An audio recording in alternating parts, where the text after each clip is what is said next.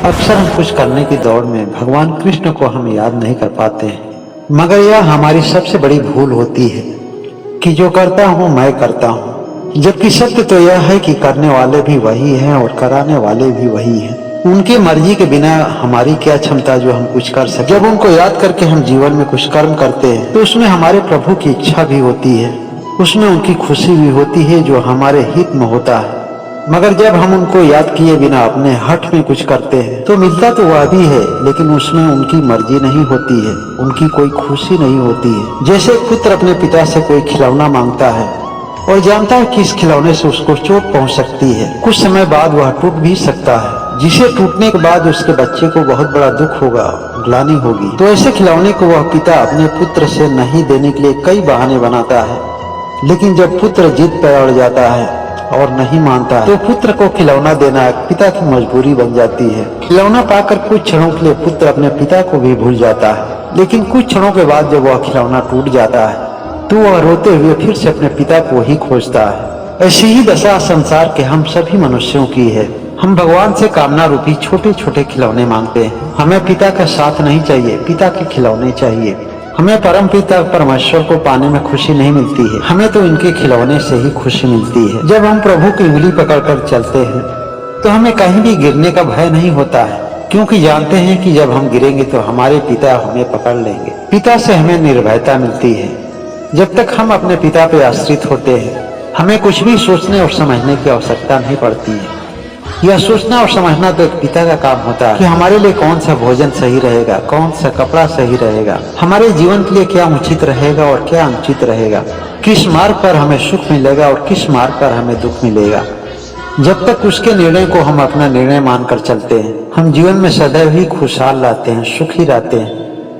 हम भले ही कहते हैं कि परमात्मा को हम सुबह शाम याद करते हैं, लेकिन वास्तव में हम परमात्मा को याद नहीं रखते हैं। परमात्मा में हमें भरोसा नहीं होता है, इसीलिए तो हम छोटी छोटी वस्तुओं के लिए रोते हैं, हम अपनी छोटी छोटी आवश्यकताओं के लिए भटकते रहते हैं, हम अपने भाग्य और अपने परमात्मा को कोसते हैं। मगर इस बात पर जरा ध्यान दें कि एक करोड़पति बाप का बेटा किसी के समक्ष बड़ा ही गर्व से कहता है कि जरा सोच समझ करके हमसे बात करना, हम एक करोड़पति बाप के बेटे हैं।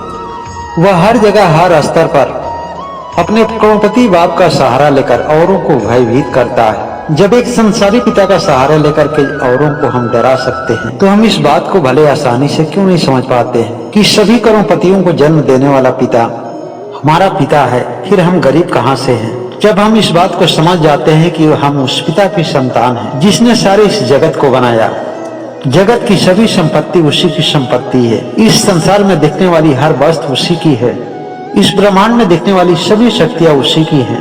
ऐसे पिता को पाने के बाद भी हम अपने आप को गरीब क्यों समझते हैं, अपने आप को सामर्थ्यहीन क्यों समझते हैं? क्योंकि वास्तव में परम पिता परमेश्वर को हम अपना पिता नहीं मानते हैं। यह मानना तो केवल बाहर बाहर होता है, हम अपने अंतर मन से अपने अंतर भाव से स्वीकार नहीं करते हैं। यह स्वीकार हम समाज में केवल बाहर बाहर करते हैं, इसीलिए तो हम अपने आप को निर्बल समझते हैं। हमारे अंदर निर्भयता का जन्म नहीं हो पाता है। हमें इस बात की खुशी होना चाहिए कि हम उस मालिक की संतान हैं जो इस जगत का मालिक है। यह शरीर भी उसी की है, इस शरीर में चलने वाली सांसें भी उसी की हैं, और जो हम नौकरी करते हैं, व्यवसाय करते हैं, सब उसी का है। हम अपने इच्छा के अनुसार अपने कर्मों का चयन करते हैं, मगर यह सारे कर्म तो उसी के हैं। अगर देखें तो परमात्मा हमारा पिता है और कार्य क्षेत्र में हम उसके कर्मचारी हैं और वह हमारा मालिक है। जब किसी कंपनी को कोई नुकसान होता है या कोई फायदा होता है तो उस कंपनी में काम करने वाले कर्मचारियों को कोई दुख नहीं होता, दुख तो उस कंपनी के बनाने वाले मालिक को होता है। हाँ, उस कर्मचारी को थोड़ा सा दुख इस बात का होता है कि वह कंपनी के तरक्की में सहायक नहीं बन सका, इससे ज्यादा उसे दुख हो ही नहीं सकता है। हम अपने छोटे छोटे जीवन के कार्यों से सुखी और दुखी क्यों होते हैं? क्योंकि हम अपने आप को उसका मालिक घोषित कर लेते हैं। जब हम अपने सभी कामों को परमात्मा का काम समझकर करते हैं, पूरी ईमानदारी और निष्ठा के साथ करते हैं, तब हम अपने कार्य में सफल होते हैं, अपने कंपनी के मालिक का सहायक बनते हैं। हमें इस बात की खुशी होती है कि मालिक ने जो काम हमें सौंपा था हम अपने दायित्वों को पूरा करने में सफल हुए। और जब मालिक के हिसाब से एक कंपनी का काम होता है, उसकी कंपनी की तरक्की होती है, तो सोचो जरा कि इस दुनिया के मालिक का बोनस कैसा होगा। हमें खुश होकर के जो वह उपहार देगा, जो हमें पुरस्कार देगा, उसकी कल्पना करना भी गुणातीत है। मेरे भाई, मेरे दोस्त, मेरे अजीज, मैं तो आप सभी लोगों से केवल यही कहना चाहूंगा कि जो जीवन के मार्ग पर सहज आपको दायित्व मिल रहे हैं उसे सहजता के साथ निभाने का प्रयास करें। केवल नित्य और अपने नैतिक धर्मों का पालन करें। अपनी छोटी छोटी सफलताओं और असफलताओं से निराश न हो। आप केवल कर्म करने वाले एक छोटे से कर्मचारी हैं। इस दुनिया रूपी कंपनी का भार अपने सर पर न उठाएं।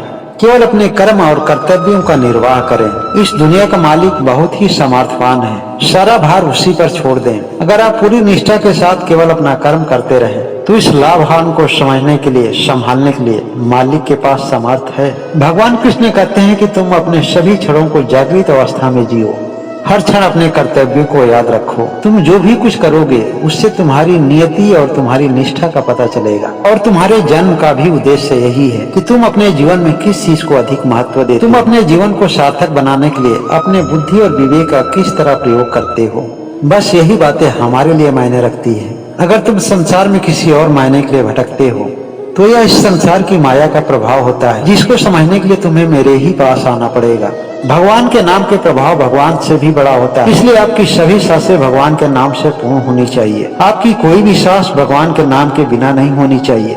केवल यही तरीका है इस जीवन से मुक्ति पाने के लिए, अन्यथा ना जाने हम कितने जीवन से इस धरती पर भटक रहे हैं। एक बार प्रेम से बोले श्री राधे श्री राधे।